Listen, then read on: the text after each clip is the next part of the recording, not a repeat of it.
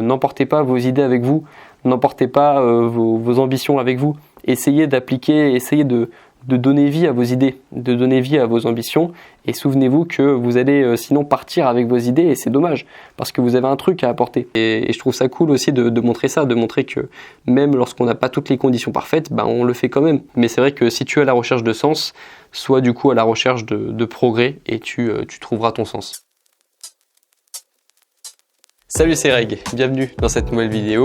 Aujourd'hui, tu vois que je suis équipé, j'ai un petit peu de matériel devant moi, j'ai un live calendar que je vais du coup colorier pour arriver à 22 ans. Si tu comprends pas le concept de live calendar, je te renvoie à ma dernière vidéo que j'ai faite du coup sur mon projet. Et du coup en fait je me suis dit que je vais tenter un nouveau concept dans cette vidéo où je vais du coup colorier mon live calendar en même temps que je vais vous parler de ce qui s'est passé ces dernières semaines et puis répondre à quelques questions en même temps. Tout ça dans une grande vidéo avec un petit peu de musique sympa, une petite ambiance chill dans cette vidéo que vous pourrez écouter au format podcast. Comme ça vous n'aurez pas besoin forcément de regarder ce qui se passe à l'écran. Moi je vais juste colorier, répondre à certaines de vos questions et puis on va essayer de faire une vidéo sympa. Voilà, je t'invite à optimiser ton temps en gros pendant que tu écoutes cette vidéo, de ranger ta chambre, de faire la vaisselle, de faire un truc qui te fait plaisir, d'avancer sur tes projets, d'être un peu créatif. L'objectif c'est que tu sois content de toi à la fin de la vidéo, que tu aies fait un truc de positif dans ta journée. Et puis maintenant que ça a été dit, je propose qu'on commence directement cette vidéo. Alors du coup moi je suis au tout début de mon live calendar, j'ai colorié que quelques cases et puis pour ceux qui se demandent, c'est pas le même live calendar que vous. Moi c'est un prototype que j'ai reçu il y a quelques semaines qui est pas exactement le même. Celui-ci il a pas de bord noir alors que le calendrier dont je vous ai parlé dans une de mes dernières vidéos sur mon projet, il a des bords noirs et il est un petit peu plus joli je trouve. Mais comme ça c'est un prototype et que j'ai pas envie de le gâcher, je vais faire avec celui-ci. Et du coup je cherchais un moyen de colorier parce qu'en fait c'est pas vraiment du papier. Vous voyez genre c'est pas du papier comme une feuille A4, je sais pas en quelle matière c'est vraiment, mais du coup j'ai cherché à savoir quel est le meilleur objet pour colorier du coup les cases du calendrier. J'ai essayé avec un marqueur, c'est cool, mais il faut qu'il soit quand même assez fin pour pouvoir colorier de manière un peu propre, sinon ça va donner un truc pas très joli comme j'ai un peu pu faire au début. Du coup j'essaye maintenant avec un bic et je trouve ça pas mal, donc je pense que je vais continuer avec un bic et puis en même temps je vais vous expliquer un petit peu ce qui s'est passé ces dernières semaines. Alors désolé, je vais pas beaucoup te regarder pendant cette vidéo, c'est pas très poli, c'est pas très pro, mais moi j'ai du taf, j'ai un calendrier à dessiner, mais c'est pas grave, j'ai les idées en tête. L'objectif c'est que toi aussi tu fasses un truc pendant cette vidéo. Et puis du coup l'objectif de la vidéo c'est aussi de faire une suite de la vidéo sur le projet que je vous ai caché depuis des mois, du coup une des dernières vidéos sur la chaîne YouTube pour vous expliquer un petit peu plus en détail ce qui s'est passé ces dernières semaines et parler un petit peu plus en détail des concepts qui sont illustrés du coup sur les posters. Si tu comprends pas ce que je dis, faut aller voir cette vidéo, mais normalement si tu es sur cette vidéo c'est que tu l'as vu. Donc il y a plusieurs concepts de posters, il y a plusieurs concepts qui sont illustrés avec ces posters. Celui que je suis en train de dessiner du coup c'est un live calendar. Le concept c'était de prendre conscience du temps qui passe, de prendre conscience que notre temps est limité. Et puis du coup forcément au début lorsque tu as un live calendar, il est un petit peu vide et il faut le colorier, ça prend un petit peu de temps parce que tu vois là je vais avoir du coup 22 colonnes à dessiner pour 22 années de vie et comme chaque ligne fait environ 50 cases voire plus j'ai l'impression, forcément ça fait un petit peu de coloriage mais ça fait plaisir, c'est aussi ma petite forme de méditation à moi. Vous me demandez parfois si je médite dans mes journées, alors non, je médite pas de manière classique on va dire, en me mettant en tailleur et puis en réfléchissant à mon avenir ou alors en essayant de faire le vide. Mais c'est vrai que moi j'ai une forme de méditation que je trouve avec le sport, que je trouve avec les projets aussi, lorsque je suis en train de réfléchir à quelque chose, lorsque je fais des petites introspections sur ce que j'aimerais bien faire de ma vie, c'est une façon pour moi de méditer. Lorsque je cours sans musique, pour moi c'est une de mes formes de méditation préférées. Et puis parfois c'est en dessinant comme ça, en coloriant. Alors j'avoue que je ne le fais pas tous les jours, de dessiner ou de colorier. Là c'est pour un peu le concept de la vidéo. Mais c'est vrai que je trouve un certain calme dans le fait de dessiner. Là tu vois ça fait que 10 minutes que j'ai commencé, un peu moins même, mais je ressens déjà les bénéfices de me poser sur un bureau et d'avancer un petit peu sur sur un petit objectif du coup qui est très simple, celui de colorier des cases blanches en cases noires. Et du coup, si je fais cette vidéo, c'est aussi pour vous montrer ce que vous pouvez faire et ce que vous allez forcément devoir faire si vous recevez un live calendar dans les prochains jours, parce que forcément vous allez le recevoir vierge, votre calendrier. Parfois il y a des calendriers qui sont proposés pré-remplis sur on va dire 10, 15, 20 30 ou 30 ans. Moi j'ai décidé de le faire vierge, enfin c'est vrai que j'ai pas pensé à le pré-colorier, mais du coup je vous montre que moi aussi je le fais de mon côté, et puis peut-être que vous, lorsque vous aurez votre calendrier, vous pourrez colorier en même temps que moi, comme ça ce sera plus agréable de le faire à deux, on va dire. Et du coup, le concept de Live Calendar, moi ça fait des années que je le connais et ça fait quelques mois seulement que je pense à en avoir un, à en proposer un du coup sur ma chaîne, mais c'est vraiment un concept que j'ai beaucoup aimé. Et d'ailleurs, j'ai vu passer des messages sur la vidéo de présentation du projet qui me disaient mais est-ce que c'est pas un petit peu anxiogène de ce concept de Live Calendar? Est-ce que c'est pas un petit peu triste de remplir des cases qui représentent le temps qui passe? En fait, moi, le fait qu'on vieillisse et que le temps passe, ça me rend pas triste parce que c'est un truc sur lequel on n'a pas de contrôle. C'est un truc sur lequel on peut pas changer ça. On peut gagner beaucoup dans notre vie. On peut gagner contre des personnes. On peut gagner contre nous-mêmes. Mais on ne pourra jamais gagner contre le temps. Ça, c'est un truc qu'on peut pas. On peut juste pas. C'est pas en notre contrôle. On peut pas ne pas être plus vieux de jour en jour. Et c'est pas quelque chose du coup qui me rend triste. Moi, ce qui me rend triste, par contre, c'est de voir du regret chez certaines personnes de ne pas avoir fait ce qu'elles avaient envie de faire dans leur vie. Et moi, évidemment, j'ai très peur de mon regret à moi. J'ai toujours eu très peur de regretter certaines choses lorsque j'aurai 70, 80, 90 ans, j'aurai moins les capacités de faire des choses et du coup j'aurai potentiellement plus de regrets. Ça, c'est quelque chose qui m'a beaucoup effrayé, mais en soi, le fait que le temps passe et qu'un objet me le rappelle, ça m'effraie pas plus que ça. Au contraire, ça me donne envie d'agir maintenant et je trouve que ça rajoute de la conscience aussi dans l'écoulement du temps. Après, je comprends les personnes qui du coup n'ont pas envie d'avoir ce rappel-là chez elles, qui n'ont pas envie d'avoir un objet qui leur rappelle que le temps passe dans leur domicile et que ça a peut-être un côté un petit peu stressant, oppressant, je comprends. Mais moi du coup c'est un objet qui me permet de rajouter de la conscience dans mes journées et donc c'est un objet que j'accueille volontiers chez moi. Ok, donc ça avance un petit peu. Vous voyez qu'on a fait du coup là je suis à quasiment une année et demie. Ça va quand même aller assez vite, mais c'est vrai que ça prend un petit peu de temps, il faut se concentrer un petit peu, mais franchement c'est cool. Ça fait moi ça me détend et puis je peux parler en même temps de concepts intéressants. Et donc ça c'est le premier concept, c'était le concept de Live Calendar, c'était le premier concept que je voulais illustrer du coup lorsque j'ai commencé ce projet de poster. Le deuxième concept dont je voulais vous parler du coup c'était le concept de l'effet cumulé. C'est un concept qui me parle beaucoup aussi et d'ailleurs c'est un concept que je suis en train d'évoquer en même temps que je suis en train de colorier parce que quand on voit en fait toutes les cases au début lorsqu'on découvre le calendrier vierge et qu'on se dit qu'il faut colorier toutes ces cases, ça paraît impossible. Il y a, je crois, presque 6000 cases en tout sur un live calendar si on colorie toutes les cases. Et puis même lorsqu'on colorie qu'une partie des cases, ça fait quand même des centaines de cases. Mais du coup, comment est-ce qu'on fait pour colorier des centaines de cases? On commence par la première case et puis ensuite on avance, on progresse. Et puis petit à petit, l'effet cumulé va faire qu'un jour, sans s'en rendre compte, on va avoir colorié 100, 200, 300 cases, 400 cases. Et c'est exactement pareil pour tous les autres projets. On ne se rend pas forcément compte des progrès qu'on fait lorsqu'on est en train de progresser. Et puis un jour, sans s'en rendre compte, on découvre qu'on a progressé physiquement, mentalement, qu'on est passé à l'étape supérieure dans un projet. C'est toujours un moment extrêmement satisfaisant.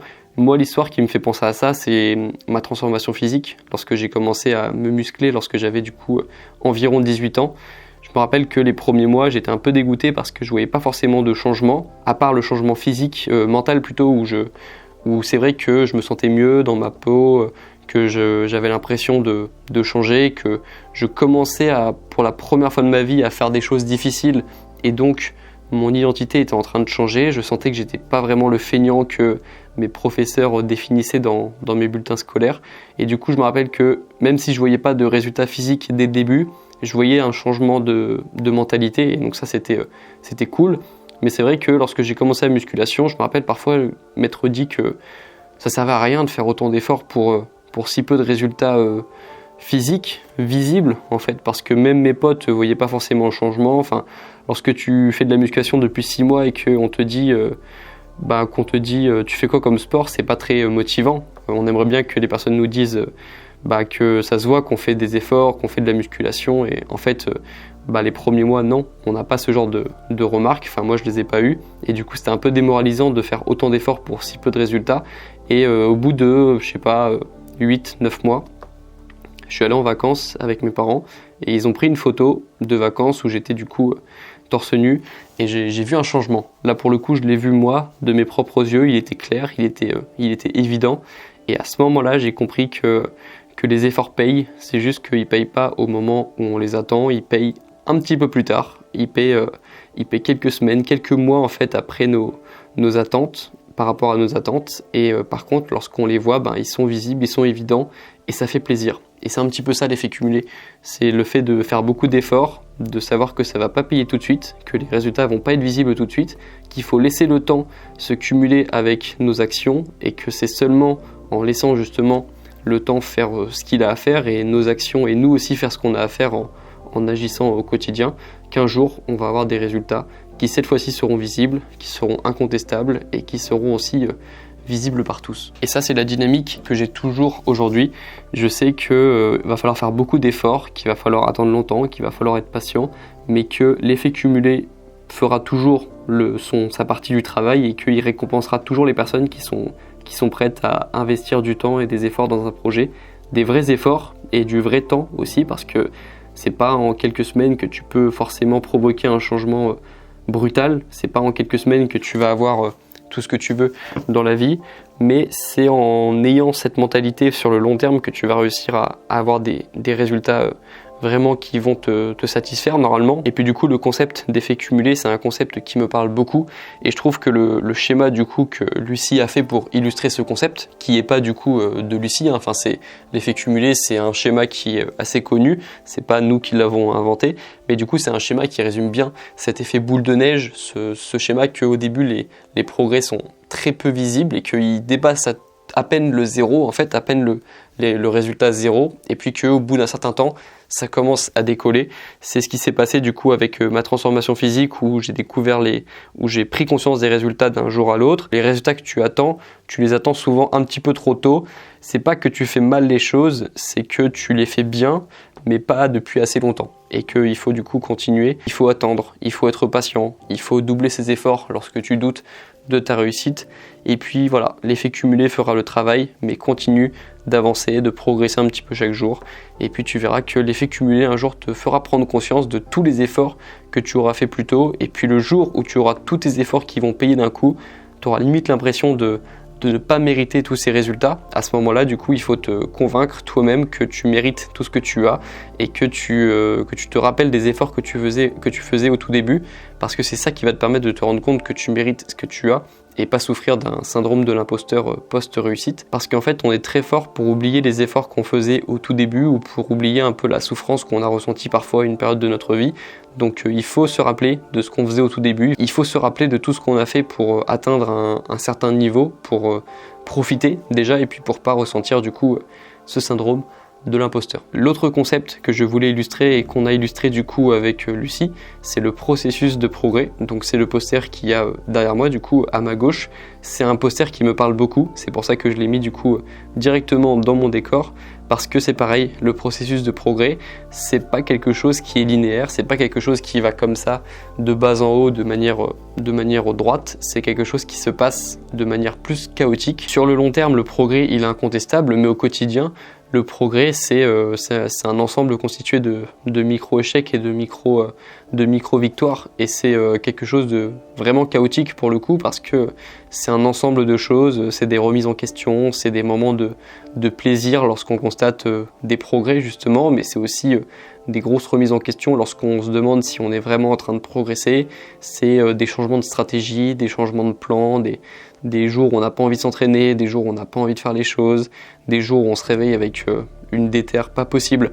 Bref, le processus de progrès, c'est vraiment un processus passionnant dans lequel je suis entré il y a plusieurs années dans beaucoup de domaines de ma vie, et c'est du coup un processus que je commence de plus en plus à connaître, et mieux je le connais et plus c'est simple pour moi du coup de de progresser.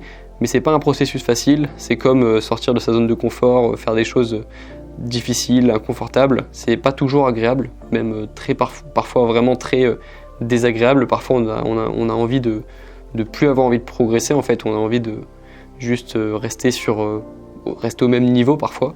Mais c'est un processus qui est très gratifiant, qui te rend fier de toi aussi, qui donne du sens à tes journées. C'est un processus qui donne beaucoup de sens à la vie aussi, rien que le fait là que je suis en train de colorier des cases et que je me vois avancer dans le processus, ça donne du sens à l'heure que j'ai décidé d'allouer du coup à cette petite tâche un peu créative, un petit peu manuelle du coup. Mais c'est vrai que si tu es à la recherche de sens, sois du coup à la recherche de progrès et tu trouveras ton sens. Le troisième concept qu'on a voulu illustrer avec Lucie, c'est le concept de Memento Mori. Donc souviens-toi que tu vas mourir, littéralement. Donc ça fait pas très joyeux comme ça. Mais en fait c'est pareil, c'est un concept qui plaira pas à tout le monde. Ce concept de Memento Mori, on n'a pas tous envie de se souvenir qu'on va mourir un jour. Mais moi c'est un concept qui me parle parce que j'ai besoin de prendre conscience que je vais mourir pour ensuite pouvoir me motiver chaque jour à faire des choses qui augmentent mon existence en fait, enfin qui me font me sentir en vie justement. En fait, nous les personnes vivantes, on est très mauvais pour prendre conscience de la mort parce que les personnes qui sont décédées ne peuvent plus en parler. C'est pas comme une maladie où des personnes peuvent faire un peu de prévention en disant bah moi lorsque j'étais malade c'était horrible pour moi donc fais attention à ta santé, fais attention à ça, ne fais pas les mêmes erreurs que moi. Une personne qui est décédée elle peut plus en parler et on prend pas conscience de ça du coup parce que c'est un peu même un sujet tabou la mort, enfin on n'a pas envie d'en parler évidemment et moi le premier, enfin lorsque je suis en soirée je parle pas de mort avec mes potes, hein, faut pas croire. Mais par contre, lorsque je suis dans mon quotidien, lorsque je suis dans ma chambre, lorsque je suis en train d'avancer sur mes projets, j'ai besoin de me rappeler que je vais mourir un jour parce que sinon, j'ai pas vraiment d'urgence pour faire vraiment ce que j'ai envie de faire de ma vie. J'ai besoin en fait de me souvenir parfois que je ne vis qu'une fois, que je suis pas un super-héros et que j'ai pas de pouvoir de résurrection. Enfin, d'ailleurs, j'ai une question là-dessus, j'y répondrai peut-être en fin de vidéo, mais j'ai posé des questions sur Instagram, j'ai fait une FAQ sur Instagram et j'ai eu des questions un peu comme ça sur ma vision de la mort et d'après la mort. J'y répondrai peut-être tout à l'heure. Mais en gros, moi, je partage l'avis de la vision de la mort de Steve Jobs, qui est du coup décédé maintenant d'ailleurs, qui a fait un super discours dont je vous parle assez souvent sur la mort, sur le sentiment qu'il a eu lorsqu'il est passé très près de la mort et du coup ce fameux discours en 2005 à Stanford où il nous dit que la mort c'est la meilleure invention de la vie parce que c'est la seule raison, c'est la meilleure raison en tout cas d'agir parce qu'on est déjà en fait limite condamné à mort, on est tous condamnés à mort à partir du moment où on est et du coup c'est la meilleure raison pour agir aujourd'hui, c'est la meilleure raison pour faire des choses ambitieuses, c'est la meilleure raison pour prendre des risques parce qu'en fait nous les humains on est quand même assez vite effrayés et puis on a beaucoup de sources d'anxiété et de peur, la peur d'être endetté, la peur de ne pas avoir un avenir stable, la peur de louper ses examens aussi lorsqu'on est étudiant, mais la vraie peur ça devrait être la peur de la mort et comme le dit Steve Jobs, toutes les peurs en fait s'effondrent face à la mort et en tout cas tout s'effondre en fait, toutes les peurs, toutes les croyances que l'on a s'effondrent en fait lorsqu'on passe près de la mort et Steve Jobs en parle très bien et moi je partage du coup cette vision-là et parfois j'ai besoin de me rappeler que j'ai qu'une vie et que je peux mourir en fait assez vite et du coup comme moi j'ai pas eu d'expérience imminente de mort et que je connais pas ce sentiment de vraiment être à deux doigts de perdre la vie, j'essaie de me rappeler à ma façon de la mort pour vivre des journées qui ont plus de sens et pour vivre une meilleure existence. Et donc ça passe par me rappeler que je vais mourir et donc adopter le message, approuver le message du Memento Mori. Ok, du coup on a avancé un petit peu, j'en suis à ça de mon calendrier pour l'instant et je pense que j'y ai passé 30 minutes, donc ça prend un petit peu de temps, mais c'est du temps pour nous, c'est du temps, on n'est pas obligé de faire tout d'un coup non plus, c'est un temps où on peut aussi écouter de la musique, écouter un podcast, on peut avancer un petit peu dans notre vie en gros, du coup c'est cool, ça se fait bien, et puis en fait je me suis dit que j'allais répondre à vos questions sur Instagram, parce que je vous ai demandé de me poser vos questions existentielles, en fait je voulais varier les moments où je vous parle des concepts des posters et en même temps répondre à vos questions, sauf que je me suis mis dans un bourbier, parce que vos questions elles sont terribles. Comment expliquer la méchanceté ou la bonté humaine? Est-ce que l'humanité sera encore là en 2100? Bah oui quand même. Quel est le sens de la vie? Pourquoi on est pour mourir à la fin? Quelle est la différence entre transparent et invisible? Pourquoi les êtres humains on existe? As-tu peur de la mort? Bon bah ça du coup j'y ai répondu plus tôt dans cette vidéo. Y a-t-il vraiment une normalité? Comment savoir si on a de vrais amis? Pourquoi la vie? Bref, en fait, il y a des questions intéressantes quand même, donc je pense que je vais en faire une vidéo supplémentaire, limite une FAQ spéciale questions existentielles, pourquoi pas, ça peut être marrant, comme ça je pourrais vraiment me concentrer sur les questions. Mais là, du coup, je pense qu'on va rester un peu chill, et je vais continuer de vous expliquer ce qui s'est passé du coup dans ma tête lorsque j'ai voulu créer ce concept de poster et ce que représentent ces concepts pour moi. Donc on était resté sur le Memento Mori et en fait avec Lucie, lorsqu'on a voulu du coup l'illustrer, on a cherché des objets qui pourraient justement illustrer ce Memento Mori et c'est pour ça qu'on a choisi du coup deux objets, un sablier et une horloge pour symboliser le temps qui passe. Donc c'était cool comme concept, on a bien aimé, on n'a pas voulu mettre je sais pas de crâne de mort ou d'objets je sais pas une fleur fanée, je sais pas, ça représente aussi le temps qui passe, mais c'était peut-être un petit peu trop triste à mettre chez soi. Donc ça c'était le troisième concept qu'on a illustré avec les posters. Le quatrième concept, et c'est un de mes préférés, c'est celui de la perspective.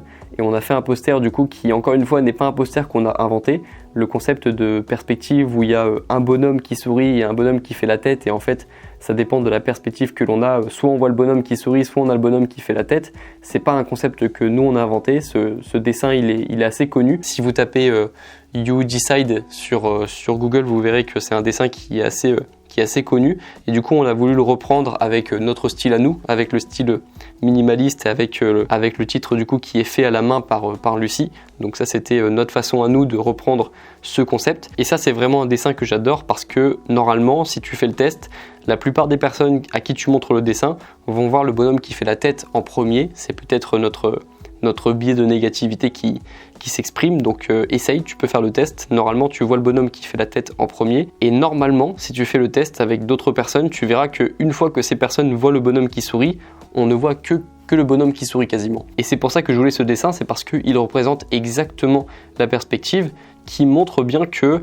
tu peux voir une situation toujours de deux manières différentes, positive comme négative. Parfois c'est un petit peu plus nuancé ou c'est un petit peu positif ou un petit peu négatif, mais en fait la perspective c'est tout simplement soit prendre du recul vis-à-vis d'une situation, soit voir une situation d'un angle différent, peut-être en cherchant d'autres angles justement, toujours en cherchant un angle plus positif de la situation que celui que tu as en tête de base ou que les autres t'ont mis en tête.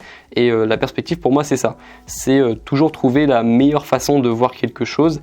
Et c'est pour ça que j'adore ce dessin, c'est parce que moi du coup je vois que le bonhomme qui sourit maintenant et ça montre bien que je suis toujours à la recherche d'une perspective positive ou en tout cas d'une perspective un petit peu plus positive que celle qu'ont les autres ou que celle que je pouvais avoir même moi au début d'une situation. Et ce que j'aime aussi avec ce dessin, et c'est pour ça qu'en dessous du dessin on a mis tu décides en français, c'est parce que c'était important pour nous de montrer que la perspective c'est aussi un choix.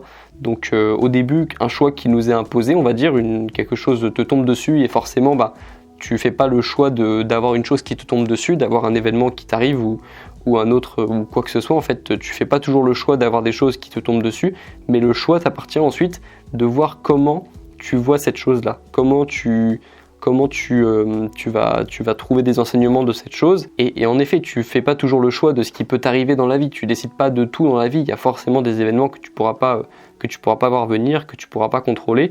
Mais le choix t'appartient ensuite de voir comment tu vas adopter une perspective vis-à-vis de cette chose. Quelle perspective tu vas adopter? Est-ce que tu vas adopter une perspective négative ou est-ce que tu vas faire le choix de chercher une version plus positive de cette chose qui est arrivée? Et évidemment, c'est pas quelque chose que tu peux arriver à faire dès que cette chose te tombe dessus. Évidemment que lorsque quelque chose de négatif t'arrive dessus, tu peux pas avoir immédiatement de perspective optimiste ou positive, en fait, c'est évident. Par contre, avec le recul, tu te rendras compte que tu pourras modifier la perspective des choses qui te sont arrivées, normalement, sauf quelque chose d'extrêmement grave ou quelque chose d'extrêmement récent, c'est difficile, mais pour la plupart des événements, je dirais pour 90% des événements qui te sont arrivés dans ta vie, tu peux adopter une perspective différente, tu peux prendre du recul ou tu peux chercher un autre angle, chercher une autre façon de voir ce qui t'est arrivé, de transformer cette chose négative en quelque chose de positif, de changer ta position aussi par rapport à l'événement, de te transformer, de passer du stade de victime ou de personne qui était une mauvaise personne à une bonne personne, à quelqu'un qui a été en fait le héros, l'héroïne d'une situation, la personne qui a résisté à quelque chose. En gros, passer d'une situation où tu étais une victime à une situation où tu étais en fait la personne que la vie a voulu tester, la personne qui a pris, qui est responsable de la situation au bon sens du terme, c'est-à-dire au sens de la personne qui va prendre la responsabilité de ses problèmes, etc. Donc en fait, te faire passer d'un stade de victime à un stade de personne qui s'est construite, qui s'est faite tester par la vie, comme c'est le cas pour tous et toutes. Et puis voilà, en fait, te changer la perspective des choses, c'est un exercice au quotidien et c'est une vraie compétence qu'on n'apprend pas à l'école, mais qui s'apprend dans la vraie vie et que tu peux toi aussi apprendre de ton côté. Donc ça, du coup, c'était le concept de la perspective. Ensuite, on a illustré un autre concept qui venait de moi, cette fois-ci. Enfin, la plupart des concepts venaient de moi et le dernier concept venait directement de Lucie. On en parlera tout à l'heure, c'était le concept d'effectuation. C'est peut-être le mot que tu connais le moins parmi tous ceux dont j'ai parlé, tous les concepts dont j'ai parlé, donc je t'en reparle tout à l'heure. Mais du coup, le concept qu'on a illustré avant celui de l'effectuation, c'est le concept de ne jamais cesser d'apprendre. C'est vraiment un concept important. C'est l'idée de toujours rester un étudiant au sens de personne qui apprend, de toujours rester un élève en quelque sorte, dans n'importe quel domaine, que ce soit un domaine sportif, que ce soit un domaine professionnel, enfin, que ce soit un domaine artistique, peu importe. Les personnes en fait qui réussissent le mieux dans un domaine sont les personnes qui restent toujours dans cet état d'esprit de pouvoir apprendre de tout le monde, de pouvoir toujours avoir de nouvelles choses à apprendre. Et en général, les mauvais professionnels sont des professionnels qui sont blasés parce qu'ils ont l'impression d'avoir tout compris. Je pense par exemple aux avocats que j'ai pu rencontrer au cours de mes stages, au cours des journées où je suis allé dans les tribunaux pour assister à des procès. Souvent les meilleurs avocats que j'ai pu rencontrer, c'était des personnes qui étaient toujours dans cette idée qu'elles avaient de nouvelles choses à apprendre, qui restaient au courant de ce qui se passait, de l'actualité, des jurisprudences et qui considéraient qu'elles pouvaient se tromper aussi. Donc c'était souvent ces professionnels-là qui étaient les meilleurs dans leur catégorie. C'est pareil pour les professionnels, pour les sportifs par exemple.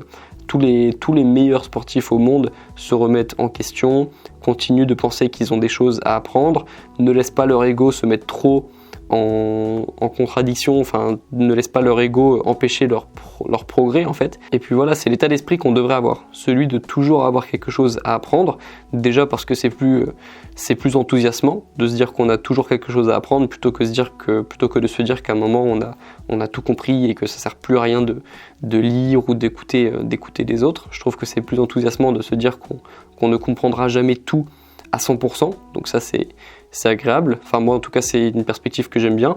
Et puis toujours dans cette idée de vouloir progresser, d'apprendre de nouvelles choses, d'avoir des nouvelles façons d'apprendre des choses aussi. C'est super agréable de découvrir qu'il y a une nouvelle façon d'apprendre des choses. Par exemple, lorsque j'ai découvert les podcasts, j'étais vraiment content parce que je me suis dit c'est trop bien, je peux apprendre des choses pendant que je suis dans le métro, dans le bus, c'est trop cool. Enfin, je viens de transformer un temps qui était un temps passif en un temps où je peux apprendre des choses, où je peux réfléchir, et puis je peux écouter autre chose que de la musique, je peux écouter des podcasts directement. Enfin, c'est vraiment quelque chose d'agréable, et c'est pour ça que j'aime bien cette idée de toujours apprendre, de toujours avoir quelque chose à apprendre. Puis une fois qu'on a appris des choses, c'est agréable aussi de les transmettre.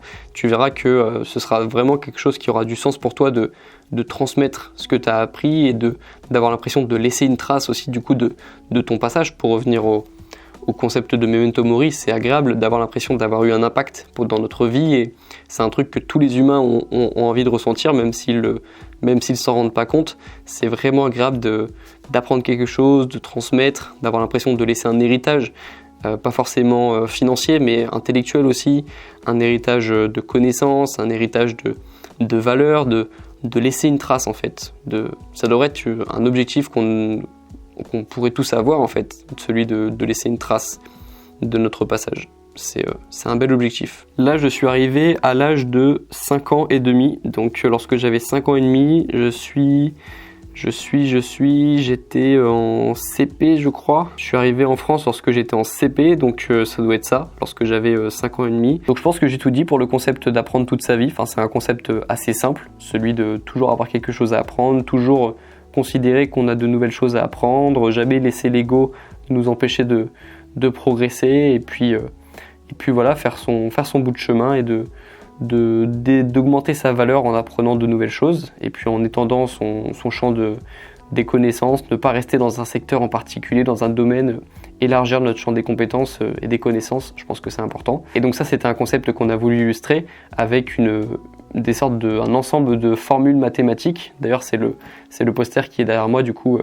à ma droite, cette fois-ci. C'est un concept qui est important pour moi, et du coup, on a mis plein de petits symboles mathématiques pour représenter du coup l'apprentissage. Ça changeait un petit peu on voulait changer des autres posters où en fait, en général, les posters qu'on a présentés, c'était des posters avec un objet en particulier, avec un message en dessous de l'objet, un message qui résume le poster.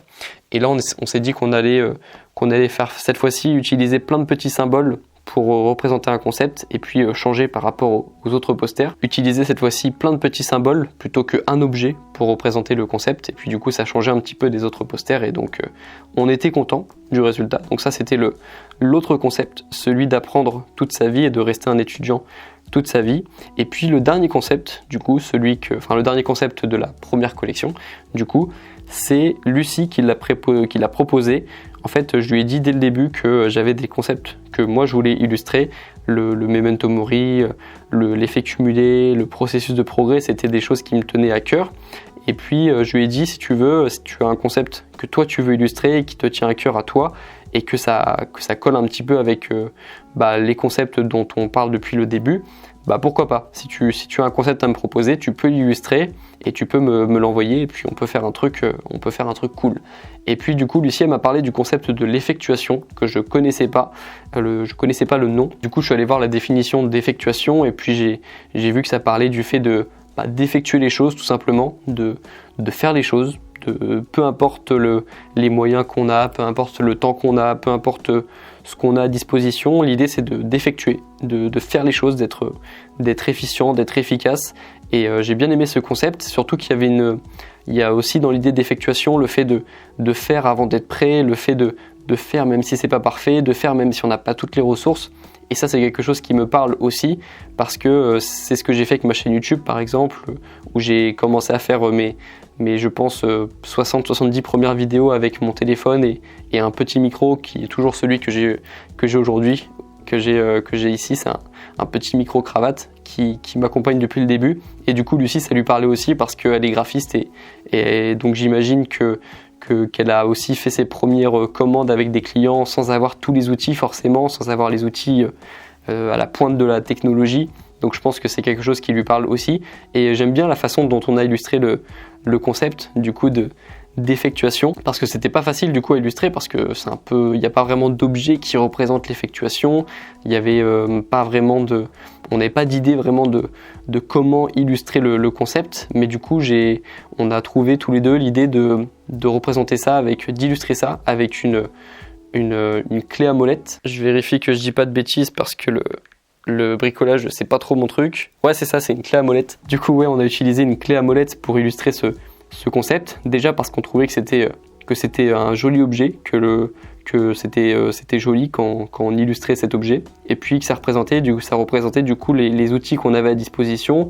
Et puis que même si on n'avait pas toute la boîte à outils, le fait d'avoir déjà un des outils de la boîte à outils, ça nous permettait de faire déjà des choses. Et puis de commencer du coup avant d'avoir tous les outils nécessaires, parce que c'est pas le fait d'avoir tous les outils qui rend heureux, c'est le fait d'avoir un outil déjà, de se créer un outil. Si on n'a pas d'outil du tout, comme par exemple avec YouTube, au début t'as pas forcément la capacité de faire des vidéos longues, de parler à la caméra, t'as pas forcément la capacité de faire des montages ultra qualitatifs, etc., d'avoir des effets dans tes vidéos. Mais tu peux commencer juste en parlant devant ta caméra, en limitant le montage, en faisant une vidéo face cam la plus simple possible. C'est un petit peu ce que j'ai fait du coup au début. Et puis comme le dit Orelsan dans sa musique, t'as pas besoin de la meilleure caméra, t'as juste besoin d'avoir un truc qui filme. Et dire que t'as pas de matos, c'est un truc de victime. Faut pas le prendre méchamment, il est pas méchant, Relsan. c'est l'idée que tu dois même commencer avant d'avoir les outils et que faut pas transformer le manque de compétences, le manque de ressources comme une excuse, parce que du coup ça peut freiner des personnes très créatives qui ont de très bonnes idées et c'est dommage, parce que le but aussi lorsque tu es une personne créative, ton but c'est aussi de pouvoir créer sans avoir trop d'outils et donc ça commence mal. Si dès le début tu te plains de ne pas avoir assez d'objets pour faire ce que tu es censé faire, ça commence mal. En tout cas, c'est comme ça que moi j'entends la phrase d'Orelsan. Après, chacun la perçoit de manière différente. Mais c'est vrai qu'on remarque que la plupart des personnes qui ont réussi dans leur domaine sont des personnes qui ont commencé sans avoir vraiment les ressources nécessaires. Par exemple, si tu regardes les meilleurs tennisman, par exemple, ils n'avaient pas tous un coach dès qu'ils ont commencé. En général, ils sont aussi issus de milieux modestes parce que ça donne la rage aussi de pas avoir tout dès le début, parce que ça donne faim justement de pas avoir toutes les ressources dès le début, et les personnes qui ont en général trop de ressources dès le début n'ont pas cette faim que les autres personnes ont et ne réussissent pas vraiment. D'ailleurs, il y a un tennisman qui s'est rapproché du haut niveau, qui était connu pour avoir une famille aisée et qui avait tout dès le début, donc un coach, les équipements au top pour faire du tennis, etc.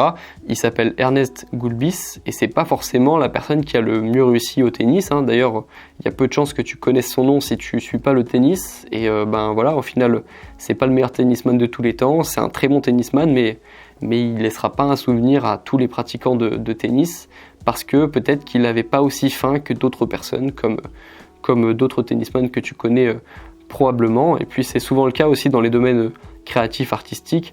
Si tu regardes les vidéos des premiers youtubeurs, tu remarqueras qu'ils n'ont pas tous une bonne caméra, ils n'ont pas tous les ressources, ils n'ont pas tous les compétences, mais ils se sont lancés quand même parce qu'ils ont voulu du coup commencer par une vidéo.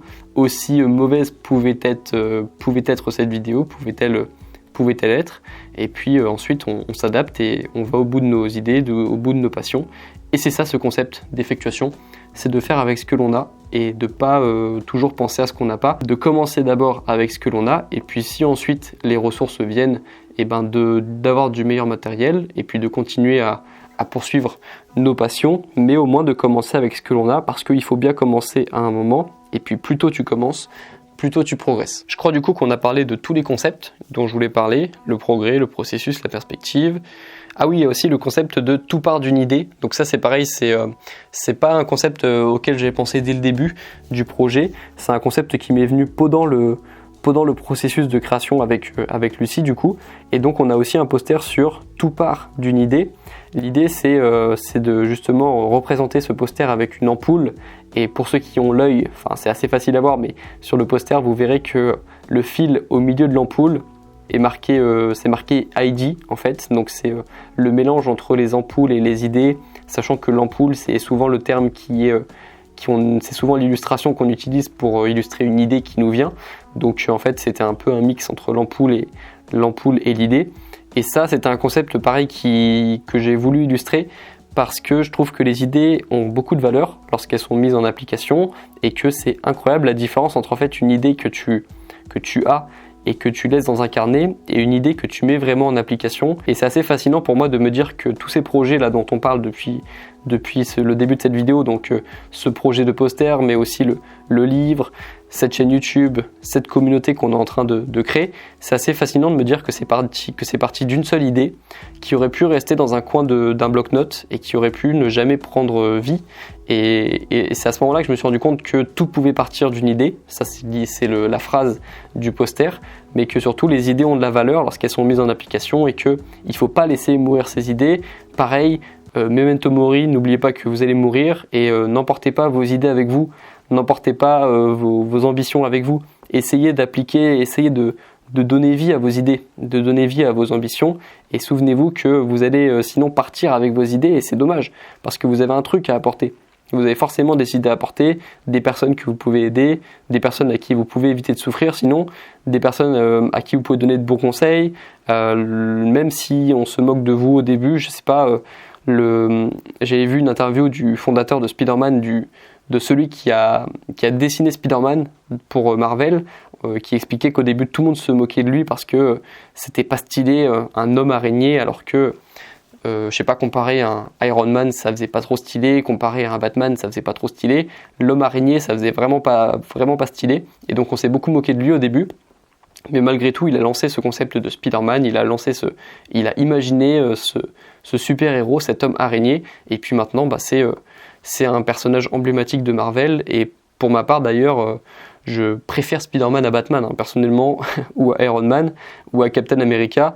Spider-Man, c'est vraiment le film de mon enfance, et ça montre bien du coup que nos idées ont de la valeur, et que par exemple, moi, Spider-Man, c'est vraiment mon enfance, ça me rend très nostalgique lorsque j'y pense. Et cet homme du coup qui est décédé maintenant, il est quand même parti en donnant vie à ses idées, et puis maintenant il permet à des enfants d'être inspirés par Spider-Man, ou au moins d'avoir des enfants qui ont passé des bons moments devant les Marvel sur Spider-Man du coup, qui ont passé de bons moments devant tous les Spider-Man, que ce soit les films ou les dessins animés. Et moi du coup ça m'inspire ça. Et puis ça me prouve qu'il faut aller au bout de ses idées, même si au début on rencontre de la résistance, même si au début on se moque de nos idées, même si au début on est un peu seul à comprendre nos idées.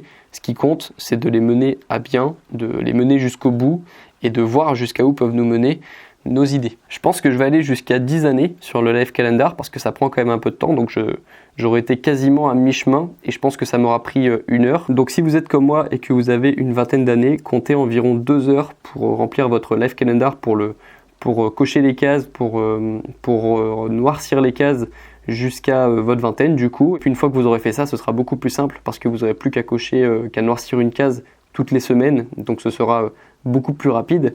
Le plus long évidemment c'est au début lorsqu'on cherche à remplir les cases du coup qui représentent 10, 15 ou 20, 25 ou 30 années de notre vie, et puis ensuite ça devient beaucoup plus simple. Mais voilà, au début ce calendrier va forcément tester un petit peu votre patience et vous obliger à vous asseoir et à colorier pendant au moins je dirais 2 heures. Donc vous pouvez faire comme moi 1 heure et 1 heure, ou alors 30 minutes. Ça dépend de vous, ça dépend du temps que vous avez. Mais c'est franchement, comme je vous ai dit, c'est une bonne activité. Ça me détend. Là, je suis limite en état de méditation. Et là, si j'avais pas fait cette vidéo, j'aurais sûrement écouté de la musique ou juste pris le temps de réfléchir à ce que je fais en ce moment, ce que j'ai envie de faire de ma vie, etc. Donc un peu une méditation au final, hein. Donc c'est pas du temps de perdu, c'est du temps d'investi sur nous, et donc c'est du temps qui n'est pas perdu. Et donc ouais, cette vidéo a fait déjà, je pense, presque, en tout cas moi j'ai quasiment 1 heure d'enregistrement, donc je pense que je vais faire un peu de montage pour la diminuer un petit peu quand même, parce qu'on va peut-être pas dépasser l'heure quand même, ou alors YOLO, et puis je fais une vidéo d'1 heure 15 à voir. Mais du coup, comme la vidéo est déjà assez longue, je ferai la FAQ sur les questions un petit peu existentielles dans une autre vidéo, parce qu'il faut que je me concentre un petit peu, parce que vous avez vu que les questions n'étaient pas forcément si simples que ça, mais c'est des questions intéressantes, donc je ferai la FAQ, ça me chauffe. Peut-être que je vais la faire juste après avoir fini le tournage de cette vidéo. Et puis voilà, sinon en fait on a illustré les concepts avec Lucie, on a trouvé assez vite les illustrations qu'on voulait avec les différents objets, la clé à molette, le memento mori, les symboles mathématiques pour l'apprentissage, les schémas pour l'effet cumulé et le processus de progrès.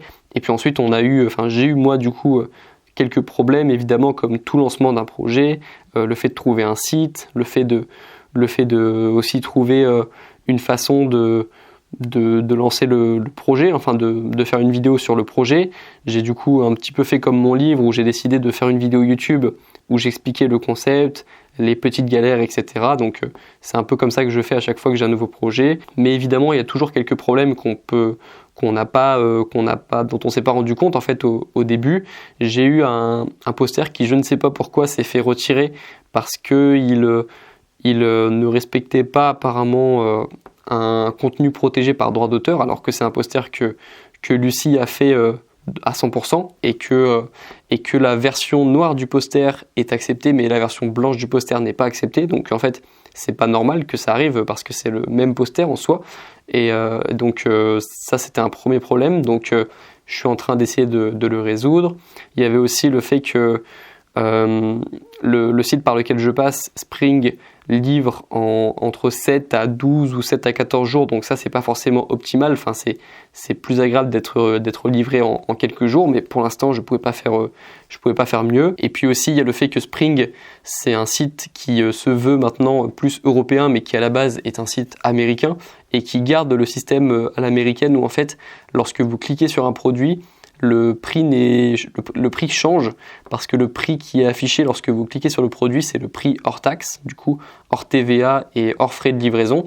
Et du coup, ça fait un site un peu où on comprend pas forcément tout, où en fait le prix du produit n'est pas le même lorsque vous cliquez sur le produit que lorsque le prix est affiché sans que vous cliquiez sur le produit. Donc il a fallu que je fasse des petites explications sous la vidéo de lancement du projet où je disais le poster il est affiché à tel prix, mais lorsque vous cliquez c'est normal que le produit du coup soit affiché moins cher parce qu'il n'y a pas les taxes, etc.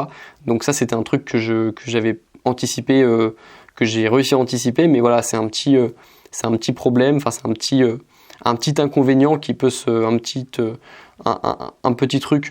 un petit problème à régler, on va dire, avant le lancement du projet. Et il y en a plein, des trucs comme ça avant le lancement du projet. Lorsque j'ai lancé mon livre, c'était plutôt des problèmes du genre, des problèmes intellectuels, on va dire, où je me disais, j'espère que j'ai été clair sur ça, j'espère que on va comprendre lorsque j'ai dit ça, parce que mon livre, je l'ai fait corriger que par mes parents, donc ça fait que 2 personnes, 3 avec moi, mais c'est pas énorme pour un livre qui va être lu par des centaines de personnes, donc il fallait que j'arrive à passer outre ces petites questions qui venaient dans mon esprit avant de lancer le livre. Et puis pour la boutique de posters, du coup c'était plutôt des problèmes techniques, on va dire. Et puis voilà, c'est aussi ça l'idée d'effectuation. C'est vraiment un concept que j'ai appliqué pour ce projet de poster. J'ai commencé avant d'être prêt. J'ai pas attendu d'avoir la boutique parfaite, d'avoir je sais pas 50 posters prêts comme pour le lancement du projet. J'en avais du coup une quinzaine. J'avais pas la boutique parfaite, j'avais pas les conditions parfaites. Peut-être que je sais pas, il y avait d'autres trucs que j'aurais pu optimiser, mais j'ai voulu commencer par lancer le projet déjà pour tester l'idée avant de m'engager, d'acheter des locaux pour je sais pas, stocker les posters, pour avoir une livraison plus rapide.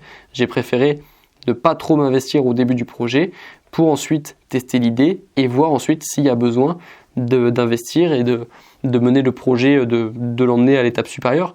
Mais c'est ce que je vous conseille de faire à vous aussi, de commencer avec vos moyens. C'est comme avec ma chaîne YouTube, je pense que ça aurait été une erreur de commencer directement par acheter une caméra à 5000 €, de toute façon j'aurais pas pu, mais c'est une erreur selon moi si on a les moyens, même dès le début, de commencer directement avec les grands moyens, de mettre tout ce qu'on a dans un projet avant de savoir s'il y a au moins une petite réponse du marché, du public. Enfin voilà, je pense qu'il faut attendre d'avoir au moins une petite réponse du public vis-à-vis de nos idées avant de s'investir à fond. Et je pense même que c'est cool en fait de fonctionner comme ça, parce que si par exemple, comme ça s'est passé avec moi, on commence avec le matériel qu'on a au début, avec ce qu'on a à disposition, sans forcément avoir tout de suite le meilleur matériel, les personnes qui nous suivent, elles voient un peu la progression, elles voient une évolution en tout cas. Et elles te soutiennent, elles peuvent voir le progrès, et ça c'est inspirant pour les personnes qui te suivent. Si tu commences directement avec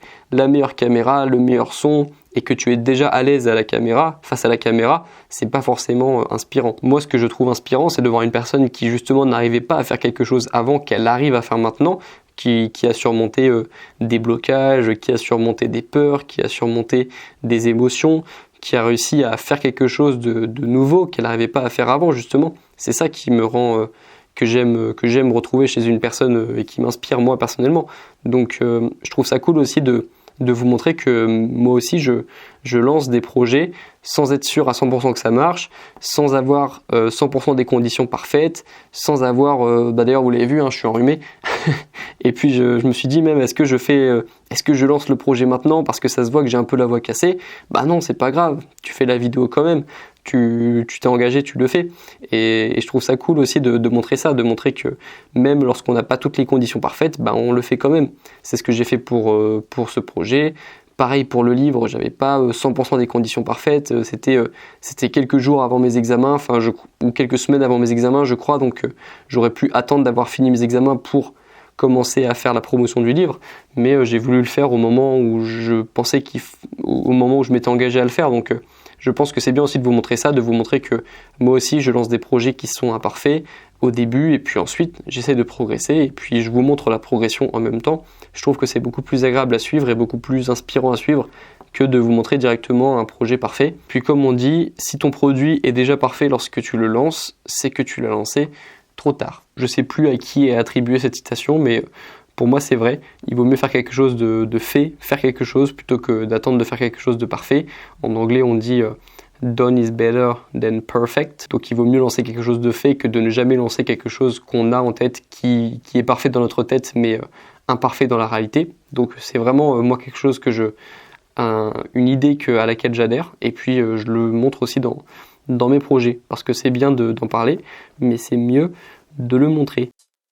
Voilà, on a fini la première colonne de mon Life Calendar. On est arrivé du coup à 10 ans, donc là je sais plus en quelle classe j'étais, mais j'avais déjà un petit peu avancé dans la vie, donc c'est cool. J'espère que ça vous a plu ce petit concept de vous parler en même temps que je fais ce Life Calendar, et que si vous en avez un aussi, ça pourra vous motiver à commencer à remplir les premières cases, parce que c'est ce qui est le plus long au début, un petit peu comme l'effet cumulé d'ailleurs, donc ça suit la logique de l'effet cumulé.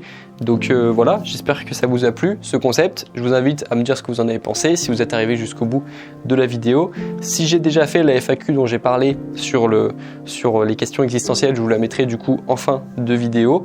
Et puis je vous dis à la prochaine, dans la prochaine vidéo. Bon courage dans vos projets et bon courage dans vos révisions. Ciao!